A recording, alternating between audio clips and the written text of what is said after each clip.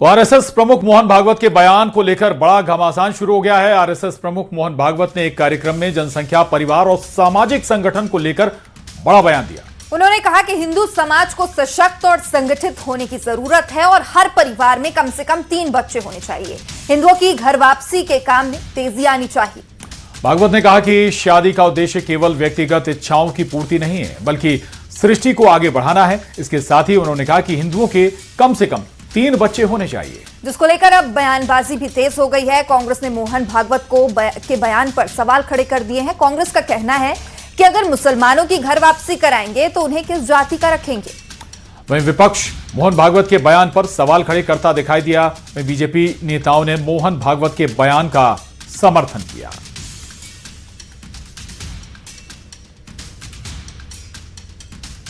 हिंदू नहीं है, मुसलमान अगर वापस आएगा किस जाति में आएगा, कौन सी जात स्वीकार करेगी। ब्राह्मण कह रहा है दूर चलो, ठाकुर कह रहा है हमारे गोद से नहीं मिलता। कोई जाति नहीं, तो यहाँ कोई हिंदू नहीं है, सब जाति में है। किस जाति में लेंगे ये बताएं। मोहन भागवत जी बताएं कि एक खुद वो हिंदू हैं, वो तो ब्राह्मण है, तो पहले ब्राह्मण है बाद में हिंदू कह सकते हैं। तो मुसलमानों की घर वापसी होगी तो किस जाति में स्वागत होगा, कौन सी जाति उनसे स्वागत शादी विवाह करेगी। देखिए सही कहा, यहाँ कोई आयातित थोड़ी है। आप देखें हिंदू धर्म का ना कोई अति है, ना अंत है, ना कोई प्रारंभ है। हजारों हजार वर्ष पुराना है। अब इस्लाम को आप देखें तो 1400-1500 वर्ष पुराना है। आप देखें अगर क्रिश्चियनिटी को तो वो भी करीब 2100-2200 वर्ष पुराना है। तो जो हिंदू धर्म, वैसे तो हर खबर आपके काम की है, लेकिन इस खबर को ध्यान से सुनिए, क्योंकि बैंक लॉकर से एक ग्राहक की ज्वेलरी गायब हो गई है और इसके बाद बैंक कर्मचारियों पर सवाल उठ रहे हैं। दिल्ली की कीर्ति नगर शाखा में पीएनबी के एक लॉकर से गोल्ड ज्वेलरी गायब होने के मामले में दिल्ली पुलिस ने केस दर्ज कर जांच शुरू कर दी है। वहीं दूसरी तरफ जैसे ही लॉकर से सोना गायब होने की खबर फैली, बैंक के ग्राहकों के बीच खलबली मच गई और बड़ी संख्या में लॉकर होल्डर अपनी कीमती चीजें चेक करने शाखा पर पहुंच गए। ग्राहक बैंक की लॉकर सिक्योरिटी पर भी अब सवाल उठा रहे हैं। एक दिन पहले दिल्ली में पीएनबी की कीर्ति नगर ब्रांच के एक लॉकर से सोने के गहने गायब होने का मामला सामने आया था।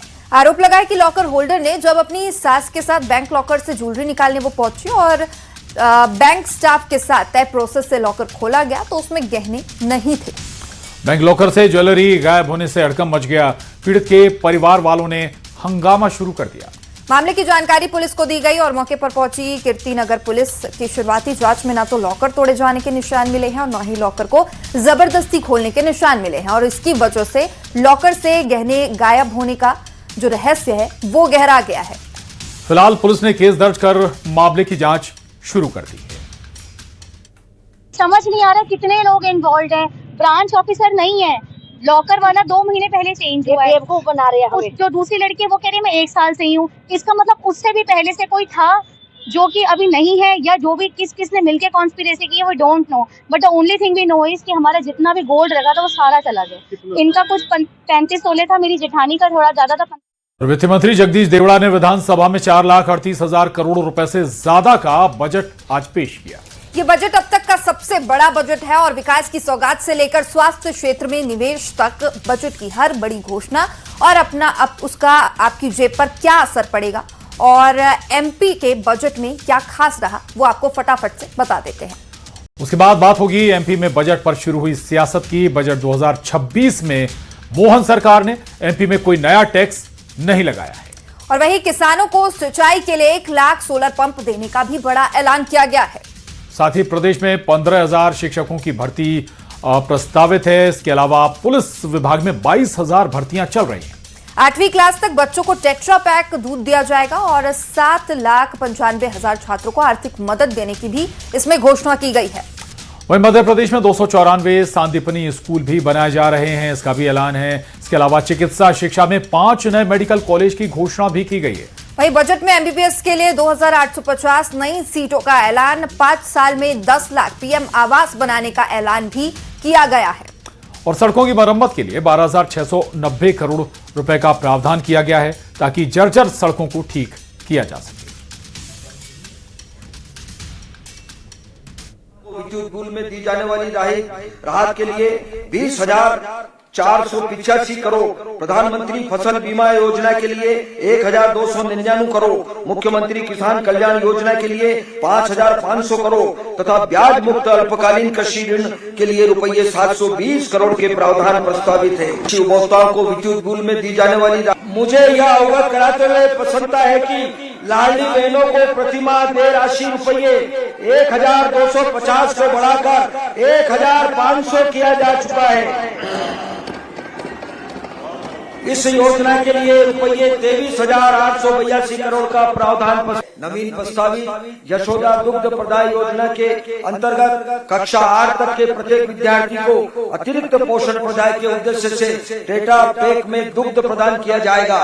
वर्ष 26-27 में इस योजना अंतर्गत 80 लाख विद्यार्थियों को दुग्ध पैकेट वितरित किए जाने का लक्ष्य है। आगामी 5 वर्षों हेतु इस योजना का आकार रुपये 6,600 करोड़ है, जिसमें से इस बजट तो देखिए, बजट को लेकर सियासत भी चरम पर देखने को मिल रही है। एक तरफ सरकार ने विधानसभा में बजट पेश किया तो दूसरी तरफ कांग्रेस विधायकों ने गुल्लक लेकर सांकेतिक प्रदर्शन किया है और सरकार पर गंभीर आरोप लगाए हैं। कांग्रेस नेताओं ने कहा कि सरकार ने खजाना खाली कर दिया है, इस बार फिर बजट में कुछ नया नहीं है।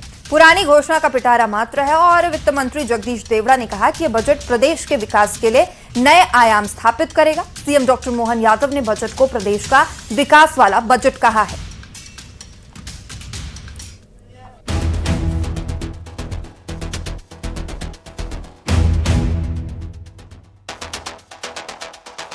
एमपी में मोहन सरकार के बजट पर सियासत शुरू हो गई है।